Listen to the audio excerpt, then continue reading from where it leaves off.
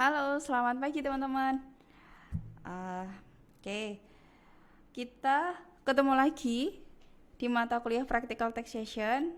Tema kita kali ini adalah tentang SPT tahunan WPOP.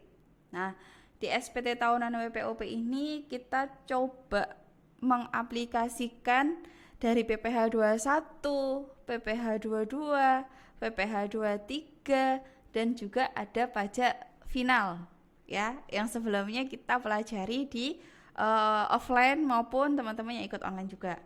Nah, di kesempatan kali ini saya langsung jelasin di lembar jawabannya dulu ya, terus SPT-nya, baru nanti kita masuk ke kasusnya, gitu ya.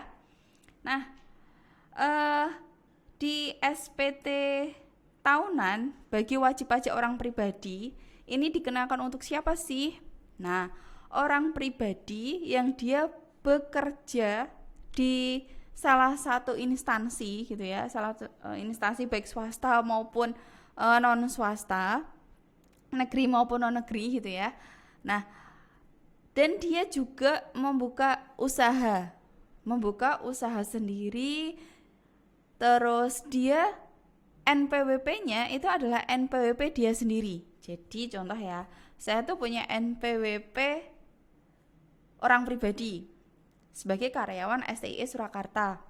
Terus saya tuh membuka usaha juga.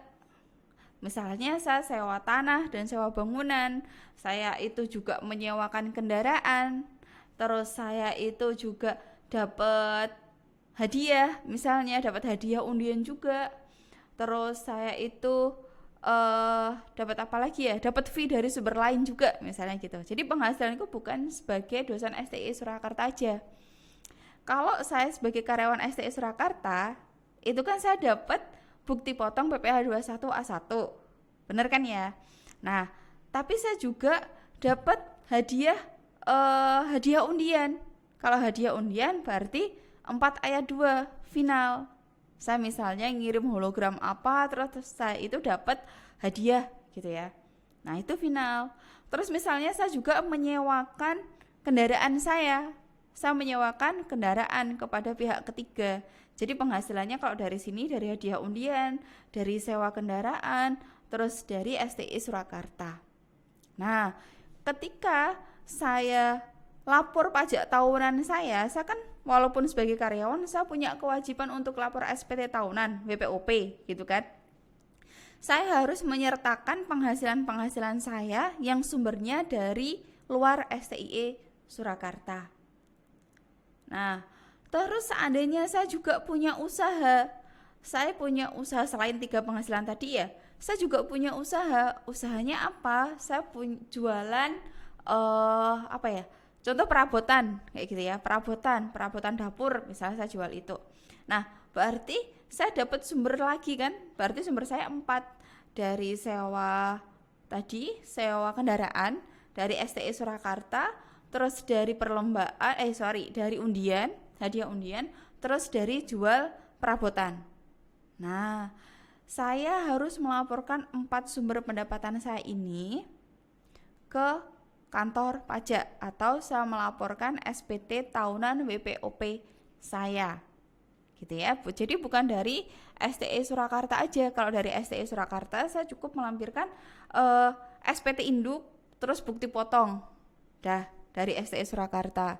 Tapi kalau saya dapat penghasilan lain kan, kalau 23 itu dipotong oleh pihak ketiga, terus hadiah undian saya dapat bukti potong juga, itu saya harus lampirkan dan saya harus isikan di SPT tahunan saya gitu ya. Nanti kita bahas juga kok SPT-nya. Untuk yang pertama, semisal saya itu jualan perabot tadi, saya membuat pembukuan. Terus di sini saya laporkan laporan keuangan saya. Saya laporkan bahwa aku tuh punya penjualan senilai sekian loh. Terus harga pokok penjualan saya adalah sekian. Contohnya ya ini. Terus ketemu laba bruto saya. Laba bruto yaitu laba sebelum dikurangi beban-beban kita, gitu ya. Nah, itu ketemu 1.645.000.000 sekian. Terus ada beban-beban juga. Ternyata ketemulah laba neto saya. Laba sebelum pajak yaitu 1.336.676.000. Ini belum kena pajak, belum dikoreksi fiskal. Saya melaporkan laporan ke pajak, laporan keuangan saya ini menggunakan standar akuntansi. Nah, ketika kita mau lapor pajak, ada beberapa standar akuntansi itu yang tidak sama dengan standar pajak. Contoh, kita menghitung persediaan itu ada 3 metode, FIFO, LIFO, sama average, gitu kan? Nah, tapi kalau di pajak, LIFO itu tidak diperbolehkan. Jadi kalau kita menggunakan standar akuntansinya itu LIFO untuk perhitungan persediaan ya. Jadi kita harus hitung ulang menggunakan average atau menggunakan FIFO. Nah, ada beberapa hal seperti itu yang boleh dan tidak boleh. Boleh di akuntansi tapi tidak boleh bagi pajak. Ada standar tersendiri. Kalau kita mau lapor pajak berarti kita mengikuti peraturan perpajakan. Contoh lagi, kita dalam akuntansi itu juga boleh mengakui sebagai beban uang yang kita keluarkan untuk beli seragam karyawan. Contoh, saya dapat dari STI Surakarta itu seragam Senin sampai Jumat. Terus dari Senin sampai Jumat itu saya dihitung sebagai penghasilan. Nah, penghasilan dari STI Surakarta asumsinya dibelikan baju gitu ya. Dibelikan baju. Terus STI Surakarta mengakui itu sebagai beban gaji karyawan gitu.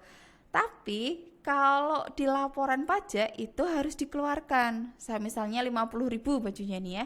Misalnya 50.000. 50.000 ini nggak boleh tak akui sebagai gajiku. Harus tak keluarkan. Kenapa? Karena Undang-Undang Harmonisasi Peraturan Perpajakan itu bilang natura yang diberikan sehubungan dengan pekerjaan untuk menunjang kelancaran pekerjaan dan itu tidak pokoknya sehubungan dengan pekerjaan dia gitu ya, itu tidak boleh diakui sebagai penghasilan bagi karyawan sehingga perlu dikeluarkan juga dari beban gaji perusahaan ya. Ya, contoh saya dapat laptop dari STI Surakarta untuk menunjang kerjanya Farida nih, biar bla bla bla gitu. Itu laptop itu nggak boleh diakui sebagai penghasilan dan tidak boleh diakui sebagai beban gaji bagi perusahaan, gitu ya. Oke, jadi itu harus dikeluarkan dari akuntansi boleh itu, tapi kalau dari pajak itu tidak diperbolehkan. Hal-hal seperti itu ya. Nah, ini saya kasih tanda, ini akan dibahas juga nanti sebagai kasus kita di kasus SPT tahunan WPOP. Contoh ada beban gaji, beban penyusutan, beban administrasi. Nah, di pajak pun kita kalau misalnya motor gitu ya, motor. Kita mengakui penyusutannya 5 tahun. Boleh di akuntansi dengan metode garis lurus ya. Tapi kalau di pajak itu ada peraturan sendiri, harus berapa tahun itu ada aturan sendiri. Nah, kalau kita mau lapor ke pajak, standar yang seperti ini tadi harus kita rubah ke standar pajak, yaitu mengikuti peraturan perpajakan. Kalau misalnya motor 8 tahun, berarti kita ngitung penyusutannya juga 8 tahun. Misalnya beli motor 15 juta. Terus saya awalnya pakai akuntansi itu dibagi 5, 15 juta dibagi 5 ketemunya per tahun 3 juta. Tapi kalau dari pajak 15 tahun dibagi 8, contohnya seperti itu. Itu juga harus dikoreksi. Maka di kolom sebelah sini ada yang namanya koreksi fiskal. Nah, koreksi fiskal itu sebenarnya apa sih, Bu? Fiskal itu nama lain dari kantor pelayanan pajak atau KPP atau dari pihak pajak gitu ya. Fiskal itu adalah KPP. Jadi standarnya si pajak gitu. Kalau nama koreksi berarti ya koreksi ya. Jadi koreksi berarti ada perbaikan gitu kan. Ada koreksi, ada perbaikan dari fiskal, dari standar fiskal gitu ya. Dari standar fiskal. Nah, ada koreksi positif dan koreksi negatif. Kebetulan di sini yang dikoreksi itu yang kasih tanda merah itu adalah beban-beban semua. Nah, Kalau bentuknya beban atau yang diakui adalah beban, misalnya beban gaji tadi ya, terus bilang saya mengakui 79 ini adalah ada seragam Pak Satpam misalnya gitu, ada seragamnya Pak Satpam, ada seragamnya si karyawan gitu ya, sebesar 1 juta. Nah, di akuntansi boleh diakui sebagai beban, tapi di pajak nggak boleh. Jadi saya harus mengeluarkan 1 juta itu dari beban gaji ini. Jadi menurut pajak besarnya beban gaji saya bukan 79 tapi 78. Lebih kecil. Gitu ya. Lebih kecil dibandingkan pengakuan menurut komersial atau menurut perusahaan atau menurut standar akuntansi. Gitu ya. Standarnya akuntansi. Nah, di sini kalau pajak mengakuinya 78 juta, 78.220 juta, maka sebutannya akan ada koreksi fiskal. Koreksi fiskalnya apa? Positif atau negatif? Kalau beban yang diakui perusahaan lebih besar dibandingkan beban yang diakui oleh fiskal, maka akan terjadi koreksi positif sebesar 1 juta. Tapi kalau beban yang diakui komersial lebih kecil dibandingkan beban yang diakui oleh fiskal, maka akan terjadi koreksi negatif sebelah sini. Gitu ya. Oke teman-teman, ini untuk koreksi fiskal.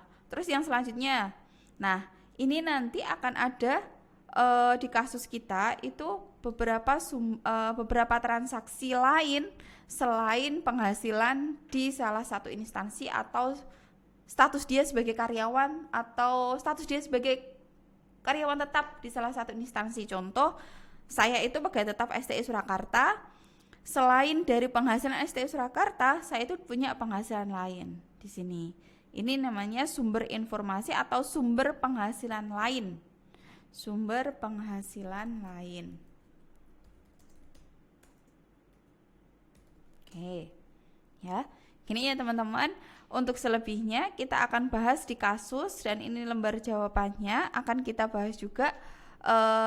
Untuk uraian kasus akan kita bahas di video selanjutnya. Tapi kalau untuk file ini akan saya kasihkan ketika kita jadwal kuliah, gitu ya. Oke, terima kasih untuk hari ini. Mohon maaf atas kekurangan dan kesalahan saya. Selamat pagi. Wassalamualaikum warahmatullahi wabarakatuh.